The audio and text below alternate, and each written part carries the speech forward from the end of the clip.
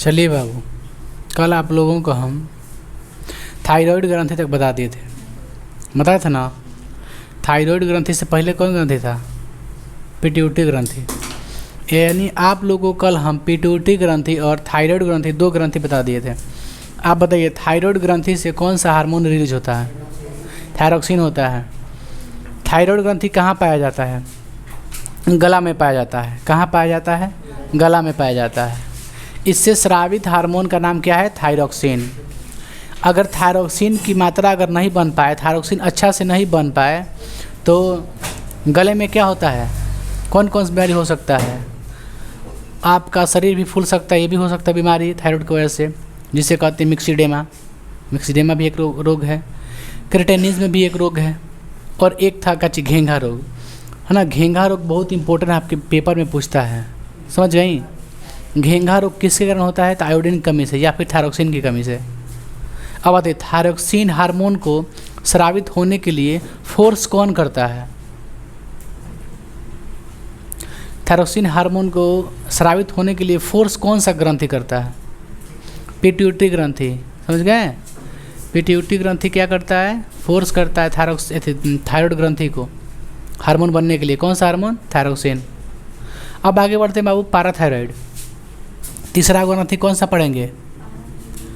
Parathyroid, समझ गए। देखिए, पारा जो थायराइड होता है, थायराइड के जस्ट पीछे होता है। यहाँ पे थायराइड होता है ना, इसके जस्ट पीछे क्या होता है? पैराथायरॉइड। चार छोटे छोटे क्या पाए जाते हैं? ग्रंथियाँ पाई जाती हैं। इन्हीं चार ग्रंथियों क्या कहते हैं? पैराथायरॉइड, समझ गए। पहले पहले दो को दिखाई देता है, जिसे कहते हैं थायराइड। थायराइड के पीछे और चार को क्या होता है? ग्रंथि होता है, जिसे क्या कहते हैं? पैराथायरॉइड। पैराथायरॉइड कहाँ होता है? तो थायराइड के पीछे। थायराइड के पीछे, तो आप कह सकते हैं थायराइड के पीछे वाले भाग को क्या कहते हैं? पैराथायरॉइड। जिस तरह से थायराइड से थायरोक्सिन निकलता है, उसी प्रकार पैराथायरॉइड से पैराथायरोक्सिन निकलता है ना।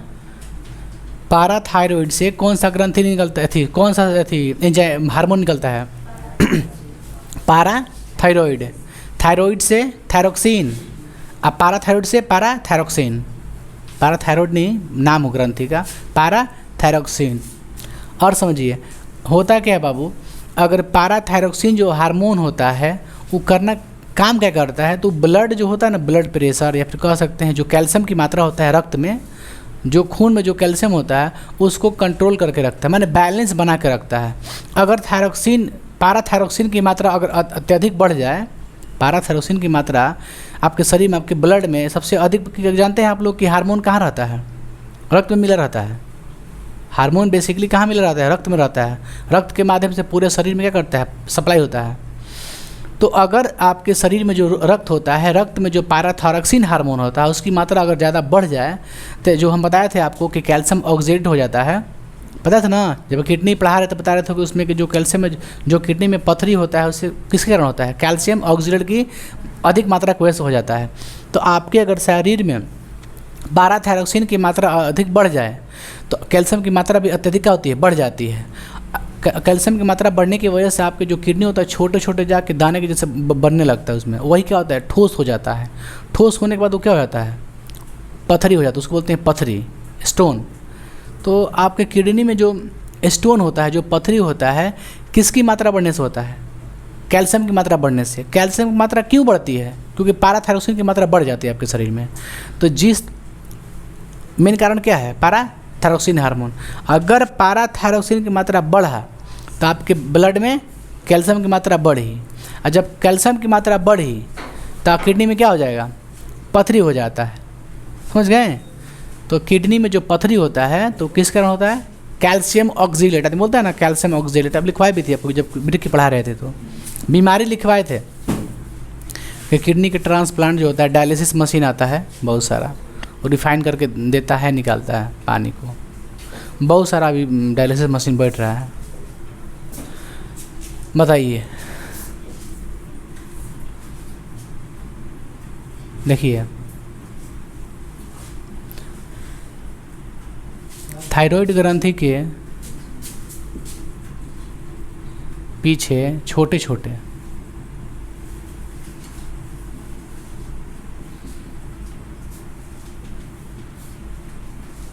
4 ग्रंथियाँ पाई जाती है, जिसे क्या कहते हैं जी?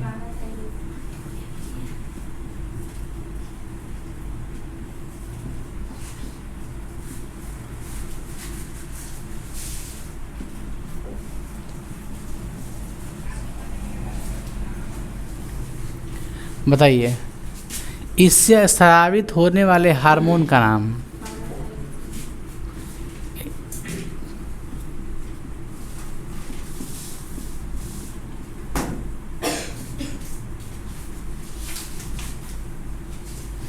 पैराथायरॉक्सिन हार्मोन। इसमें कोई दिक्कत है आप लोगों को? कौन सा हार्मोन है? पैराथायरॉक्सिन। नाम से ही बुझा जा रहा है, थायरॉइड, थायरॉक्सिन, पैराथायरॉइड, पैराथायरॉक्सिन, सिंपल ना का? कोई दिक्कत इसमें? इस हार्मोन का काम बताइए। इसका काम है रक्त में कुछ सी है माने क्या होता है? कैल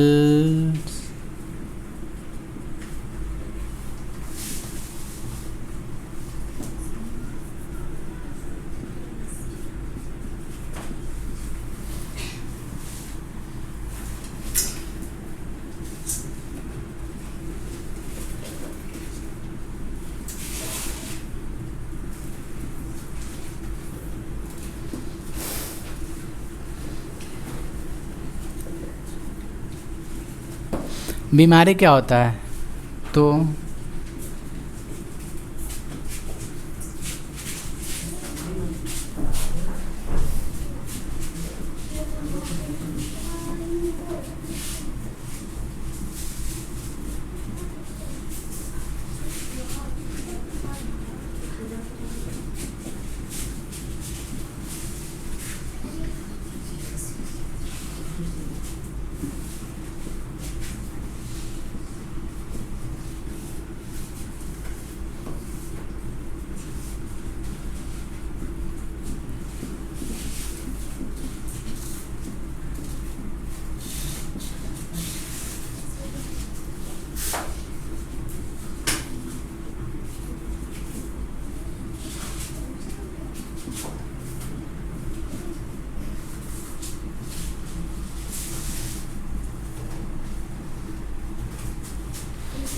हो गया ना?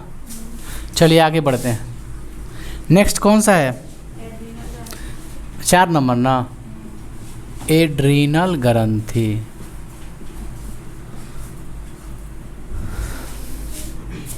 एड्रीनल ग्रंथि किसे कहते हैं?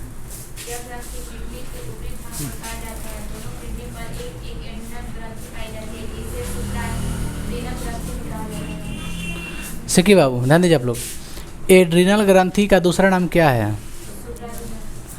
एड्रीनल ग्रंथि को अधिवृक्क भी कहते हैं। क्या कहते हैं? अधिवृक्क भी कहते हैं। बात तो समझ पा रहे हैं हम क्या बता रहे हैं हम लोग को? एड्रीनल ग्रंथि को ही क्या कहते हैं? अधिवृक्क कहते हैं। अधिवृक्क क्यों कहते हैं? वृक्क माने क्या होता है? किडनी। क्या होता है? किडनी। अधि माने आधा। किडनी के आधे हिस्से पर क्या रखा रहता है? एड्रीनल ग्रंथि रखा होता है। तो हमारे शरीर में कितने किडनी होते हैं? 2 किडनी होते हैं। दोनों किडनी के ऊपर कौन सा रहता है ग्रंथि? एड्रीनल ग्रंथि। समझ गए? तो एड्रीनल ग्रंथि कहाँ पाया जाता है? तो किडनी के ऊपर।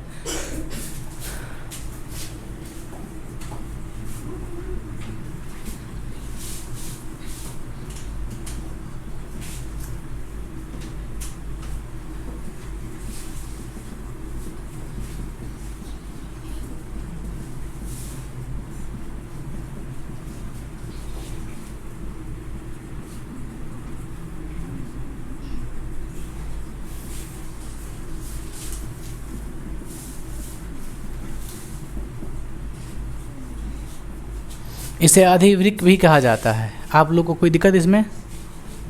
आगे बढ़ें। किडनी के बारे में समझ गए ना? किडनी कहाँ रहता है बाबू? तो सॉरी एड्रीनल ग्रंथि कहाँ रहता है? किडनी के ऊपर रहता है। याद रखिएगा इसको।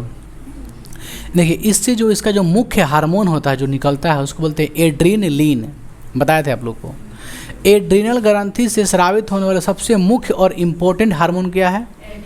एड्रीनल के नाम से ही क्या है? एड्रीनलिन कह दीजिए, समझ गए? तो एड्रीनल ग्रंथि से मुख्य हार्मोन कौन निकलता है? एड्रीनलिन।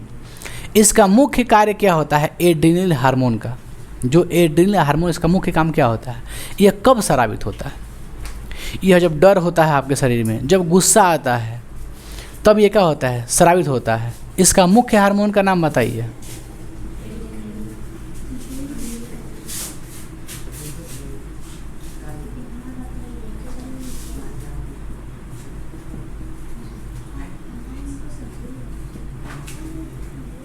इसका कार्य क्या है? इसका काम क्या है? तो ब्लड प्रेशर को कंट्रोल करना है ना, रक्तचाप को कंट्रोल करना। बात समझ रहे आप लोग? आप एड्रीनलिन का मुख्य काम क्या है बाबू? तो बीपी को कंट्रोल करना।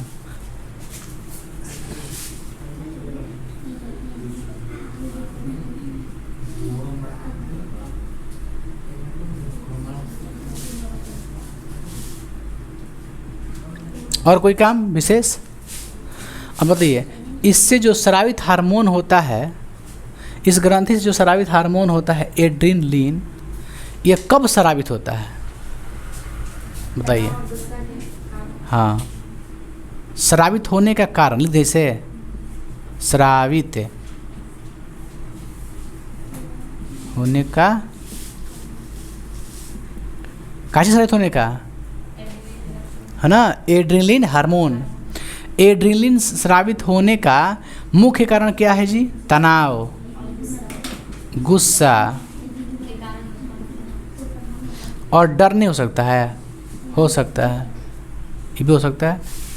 के कारण क्या होता है जी?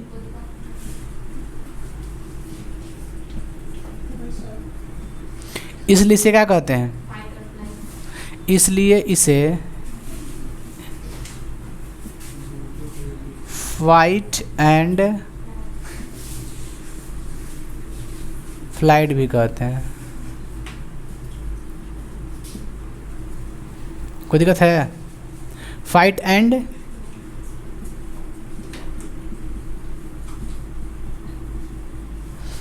देखिए, एक गुस्सा में जब आप किसी पे गुस्सा करते हैं, समझ गए हैं, तो आप पे जो कंट्रोल रखता है, पूरा गुस्सा हो रहे हैं, तो उस समय आपके कंट्रोल रखने के लिए कौन सा हार्मोन आपको सहायता करता है?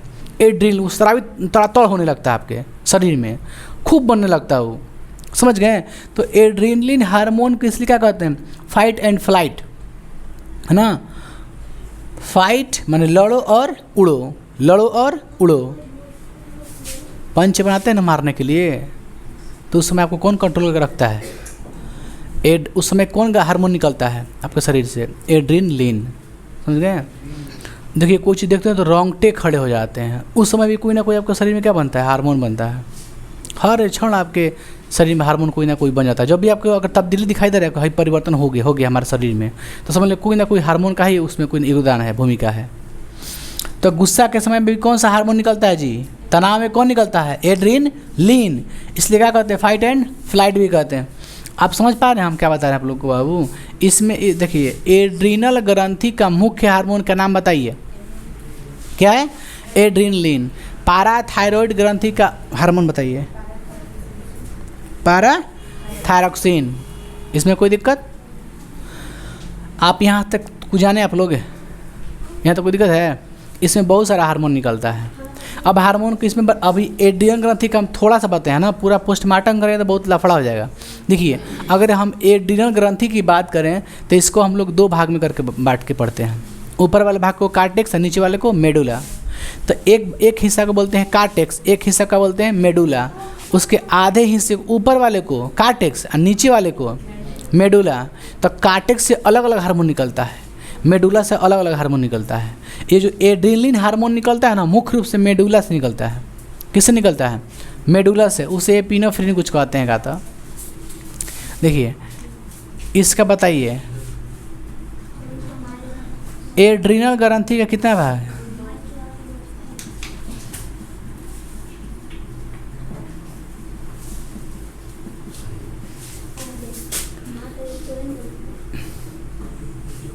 आ रहा है ना, कोई बात ना, छोड़िए नहीं, सब क्या करना है जी। आ रहा है, ऊपर वाले को कार्टेक्स, नीचे वाले को मेडुला। अब अलग अलग पढ़ेंगे कि कार्टेक्स से स्रावित होने वाले हार्मोन, मेडुला स्रावित होने वाले हार्मोन, अलग अलग करके अब हम लोग पढ़ लेते हैं। लेकिन आप लोग को क्या याद रखना है बेसिकली ज़्यादा इंपॉर्टेंट, एड्रेनलिन हार्मोन। एड्रीनल ग्रंथि से ही कौन सा हार्मोन निकलता है? एड्रीनल ग्रंथि, एड्रेनलिन हार्मोन। अच्छा, एड्रीनल ग्रंथि का दूसरा नाम क्या है? अधिवृक्क। थायराइड ग्रंथि का दूसरा नाम क्या है? अवटु। पाराथायरॉइड का नाम क्या है? पारा अवटु। समझ गए? थायराइड का दूसरा नाम क्या है? अवटु ग्रंथु। पाराथायरॉइड का दूसरा नाम क्या है? पारा अवटु। बस। एड्रीनल का दूसरा नाम क्या है? अधिवृक्क। ये तो याद रहेगा हमेशा, क्योंकि किडनी के ऊपर आता है। किडनी को इंग्लिश में, हिंदी में क्या कहते हैं? वृक्क कहते हैं, इसलिए अधिवृक्क। इसमें कोई दिक्कत आप लोग को? पहले इसको उतार लीजिए, तब हम लोग आगे बढ़ते हैं, इसके बारे में पढ़ते हैं, कार्टेक्स एंड मेडुला। चलिए बाबू, हम लोग क्या पढ़ रहे हैं? एड्रीनल ग्रंथि ना। बताइए, एड्रीनल ग्रंथि कितना भाग है टोटल? 2 भाग है। एक है कार्टेक्स ना। बाबू रे, हमको बोलने दीजिए, आप लोग मत बोलिए, आवाज आ रहा है। Cortex medulla, cortex medulla. बाहरी भाग को कार्टेक्स, आंतरिक भाग को मेडुला। चलिए, कार्टेक्स ले स्रावित हार्मोन, कार्टेक्स से स्रावित पहला हार्मोन का नाम है एड्रोजेनिक हार्मोन। इसका काम क्या है? तो लैंगिक प्रतिक्रिया जो होती है, लैंगिक जो व्यवहार होता है, जैसे बाल, हड्डी का बढ़ना, इस पर क्या करता है? कंट्रोल करता है। ठीक है, चलिए ठीक है, बोलिए क्या करता है जी? यह हार्मोन लैंगिक व्यवहार, लैंगिक व्यवहार, बाल, हड्डी आदि का क्या करता है?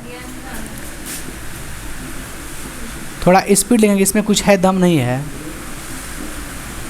देखिए, नियंत्रित का मतलब समझते हैं क्या होता है?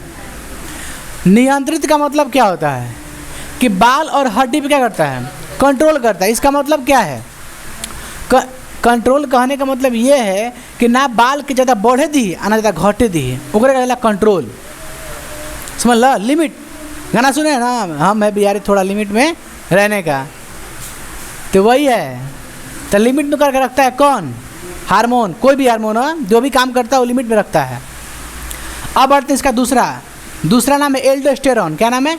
एल्डोस्टेरॉन। यहाँ पर लिख दें एस्टेरॉन।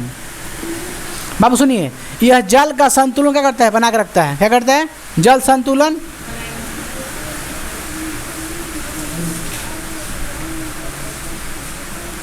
जल संतुलन बनाने का लिख देते हैं, बनाने क्या करता है?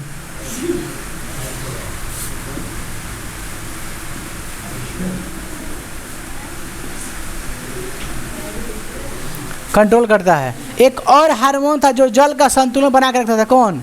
वेसोप्रोसिन। वेसोप्रोसिन, समझ गए? एक और हार्मोन था जो वेसोप्रोसिन किसका हार्मोन है? पिट्यूटरी का है। 5वां हार्मोन याद आ रहा आप लोग को? पहला हार्मोन का नाम बताते क्या था? पिट्यूटरी ग्रंथि का पहला हार्मोन का नाम बताइए। ग्रोथ हार्मोन या फिर एसटीएच। दूसरा का नाम क्या था? एसटी ना, अरे एटीएच ऐसे नाम था। टीएसएच, हाँ टीएसएच, सॉरी टीएसएच था। तीसरा क्या था? लैक्टोजेनिक नहीं था, लैक्टोजेनिक था। और चौथा क्या था?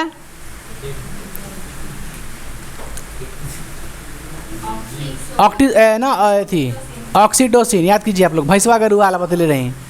एक था वेसोप्रोसिन, पांचवा, जिससे बोलते हैं AID, चाहे ADH बोलते हैं, ADH उसी को बोलते हैं, वेसोप्रोसिन को, वेसोप्रोसिन। चलिए बाबू, अगला आप लोग का जो हार्मोन है इसमें का कार्टेक्स जो हार्मोन था इंपॉर्टेंट हम बता दिए हैं। अब बढ़ते कहाँ, मेडुला में, मेडुला द्वारा स्रावित हार्मोन पहला और मुख्य क्या था, एड्रीनलिन। आप जानते हैं कि एड्रीनलिन को दूसरा नाम क्या है, एपिनेफ्रिन बोलता है, लिखा ना एपिनेफ्रिन, बट एपिनेफ्रिन मत लिखो हम लोग, लेकिन याद रखिए जरूर, पेपर में पूछ सकते हैं भाई। एड्रीनलिन जो हार्मोन है यह कब बनता है बाबू, गुस्सा, तनाव, डर आदि में क्या करता है, यह स्रावित होता है। समझ पा रहे हैं ना आप लोग,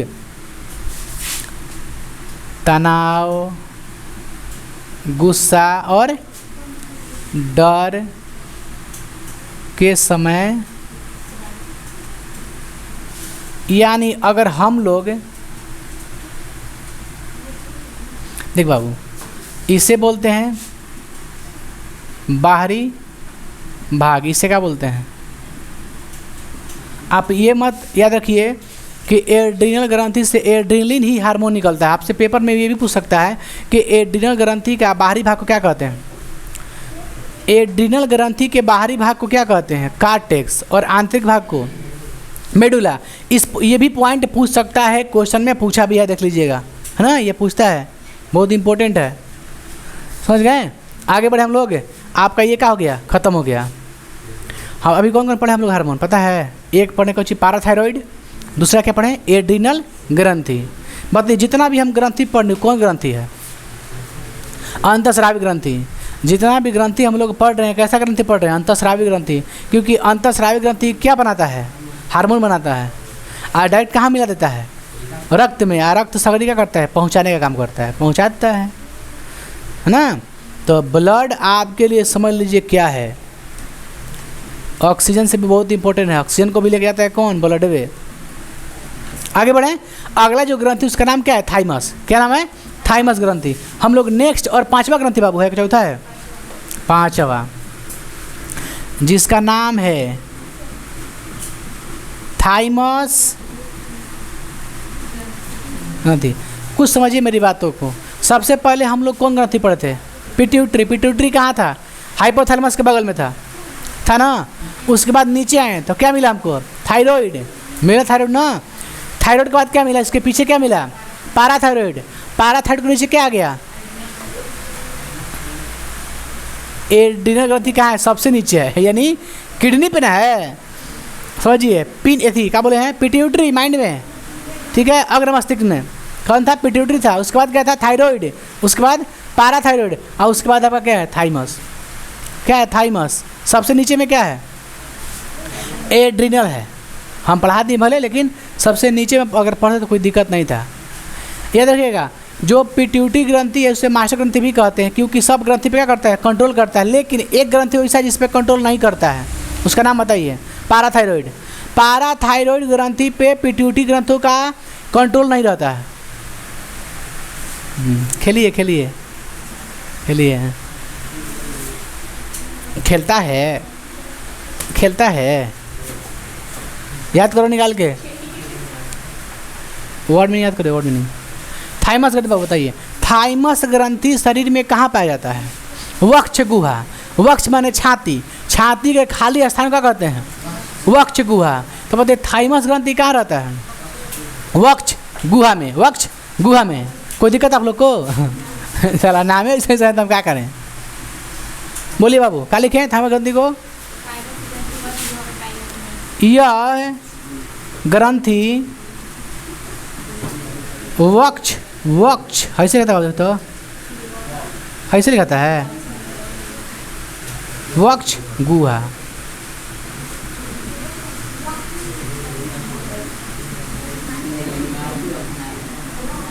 इतना ही है ना बाबू, यह ग्रंथि वक्ष गुहा में पाया जाता है। इससे निकलने वाले हार्मोन का नाम है थाइमोसिन। इससे निकलने वाले हार्मोन का नाम बताइए, थाइमोसिन।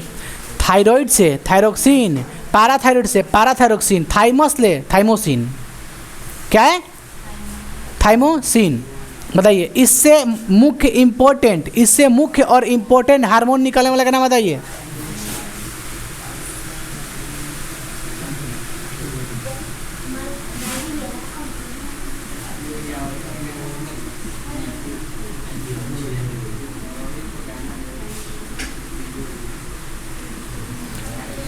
थाइमस ग्रंथि से स्रावित होने वाले हार्मोन का नाम बताइए। थाइमोसिन।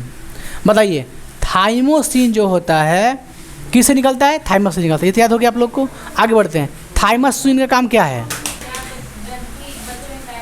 हाँ, यह जो थाइमस ग्रंथि है कहाँ पाया जाता है बाबू?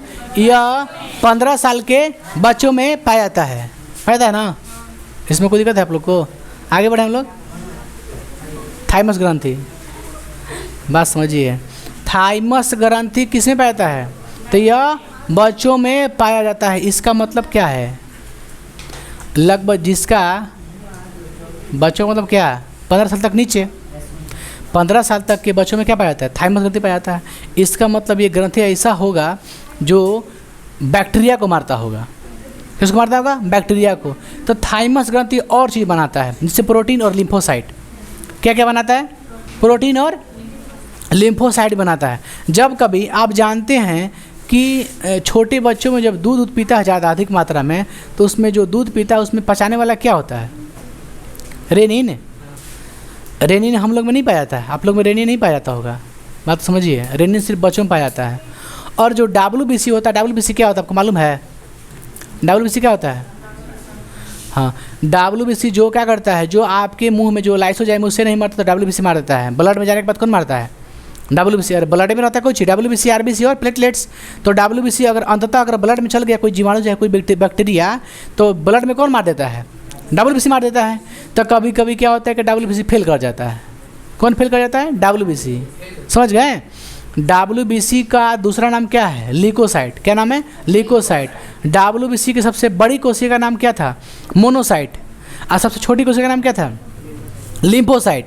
तो याद कीजिए जो लिम्फोसाइट है, लिम्फोसाइट कौन बनाता है? थाइमस ग्रंथि। प्रोटीन कौन बनाता है? थाइमस ग्रंथि। तो प्रोटीन और लिम्फोसाइट कौन बनाता है? थाइमस ग्रंथि। लिम्फोसाइट तब काम करता है जब WBC किसी के शरीर में उपस्थित बैक्टीरिया को नहीं मार पाता है।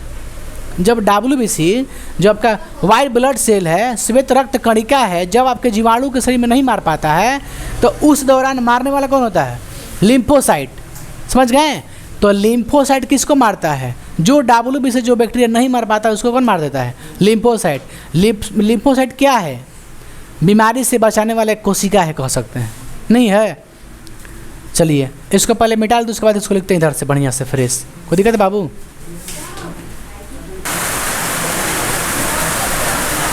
चलिए बाबू, थाइमस ग्रंथि आप लोग समझ लिए? बताइए थाइमस ग्रंथि जो होता है उससे कौन सा हार्मोन निकलता है? थाइमोसिन। कौन निकलता है? यह ग्रंथि कहाँ पाया जाता है? वक्ष गुहा में। और कितने साल के बच्चों में? यह ग्रंथि 15 साल तक के बच्चों में ही पाया जाता है। समझ गए? अगर यह ग्रंथि 15 साल के बच्चों में पाया जाता है, इसका मतलब कि जो आपका स्रावित हार्मोन है ये भी कितने साल के बच्चों में पाया जाएगा? अरे ग्रंथि कौन? ग्रंथि कै साल? 15 साल के बच्चों में। तो थाइमोसिन किस में बनेगा? बच्चों में बनेगा। तो आप कह सकते हैं कि थाइमोसिन ये जो हार्मोन है सिर्फ और सिर्फ किस में पाया जाता है? बच्चों में पाया जाता है। कोई दिक्कत है? आप बताइए गुस्सा में कौन हार्मोन निकलता है? एड्रेनलिन। इसलिए उसे क्या कहते हैं? आपातकालीन हार्मोन। क्या कहते हैं? आपातकालीन हार्मोन। इमरजेंसी में कौन हार्मोन निकलता है? एड्रेनलिन। इसे क्या कहते हैं?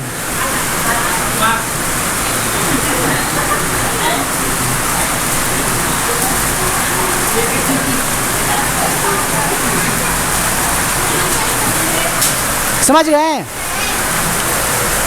एड्रेनलिन में यह पॉइंट छूट गया था। ये जो पॉइंट है समझिए, आपातकालीन हार्मोन भी कहते हैं। यानी इमरजेंसी में कौन हार्मोन निकलता है? एड्रेनलिन। ओके आगे बढ़े बाबू रे, सुनिए। हेलो, थाइमस ग्रंथि कहाँ पाया जाता है? वक्ष गुहा में 15 साल तक के बच्चों में।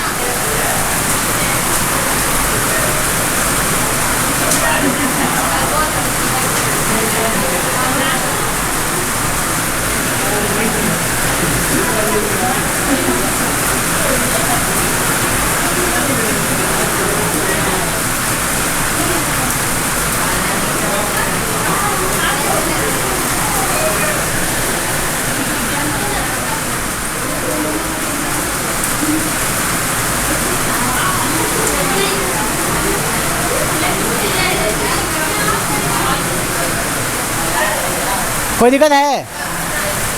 आगे बढ़ें। अब बताइए बाबू, यह जो ग्रंथि है क्या क्या निर्माण करती है?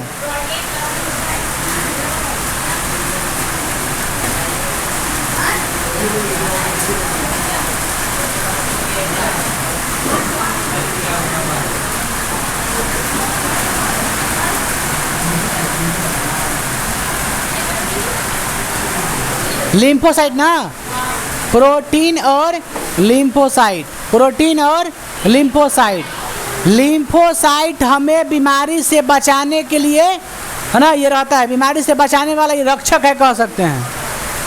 समझ गए? बताओ बाबू।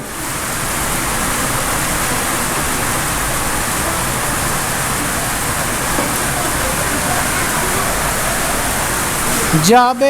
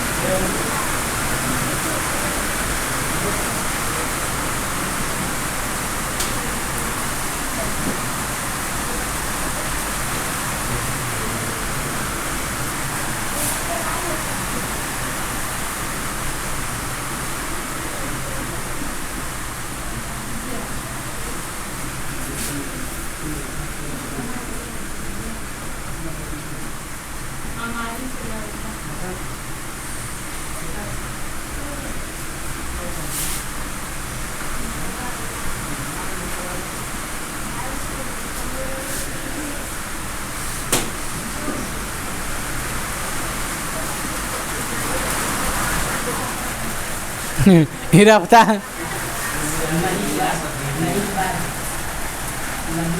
नहीं कहाँ है?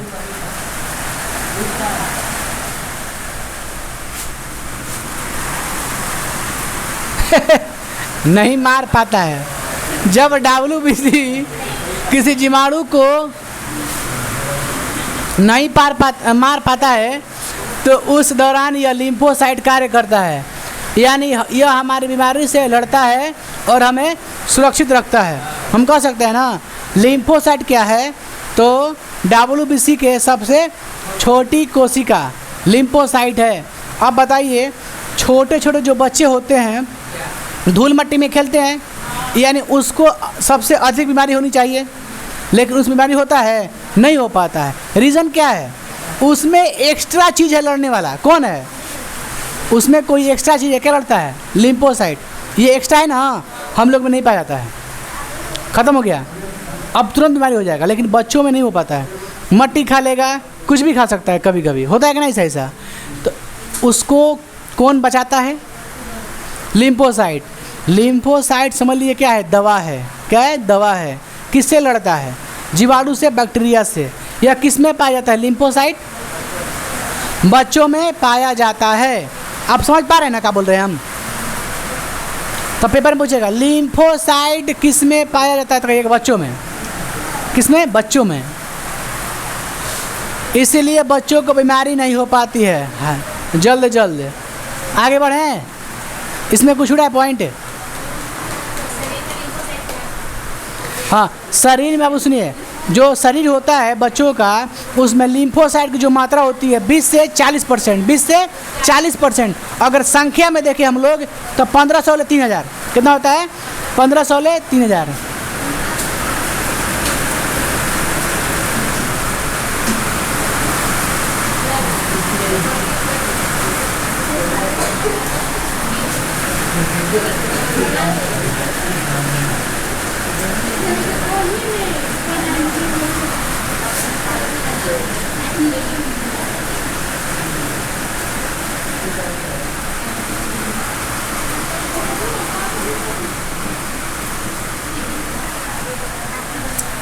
इसमें कोई दिक्कत है? लिम्फोसाइट समझ गए कि जिस तरह WBC लड़ता है, लेकिन रियल में WBC नहीं लड़ता है। कौन कौन लड़ता है? लिम्फोसाइट, मोनोसाइट, दोनों लड़ता है। समझ गए? तो लिम्फोसाइट सिर्फ और सिर्फ किसमें रहता है? बच्चों में ना। WBC काम क्या है? जीवाणु बैक्टीरिया को मारना, इसलिए इसका भी काम क्या है? जीवाणु बैक्टीरिया को मारना। उसी प्रकार मोनोसाइट का भी काम क्या होगा? जीवाणु बैक्टीरिया को मारना, बस इसका काम यही है। समझ गए ना? लाइसोजाइम नहीं मार पाता है, HCl नहीं मार पाता है, तब जाके ब्लड में मिल जाता है। ब्लड मिलने के बाद भी कौन मार देता है? WBC। कोई जरूरत है आप लोग को? ये पेपर में नहीं पूछेगा। लिम्फोसाइट ध्यान रखिएगा, लिम्फोसाइट बच्चों में पाया जाता है, बस है ना। और देखिए थाइमस ग्रंथि से कौन सा हार्मोन निकलता है? थाइमोसिन। बस इसको रखिएगा, बाकी सब ठीक है आप लोग को। पेपर में उतना डीपली नहीं पूछता है। चलिए अगला हम लोग पढ़ते हैं पीनियल ग्रंथि। क्या पढ़ते हैं? पीनियल ग्रंथि।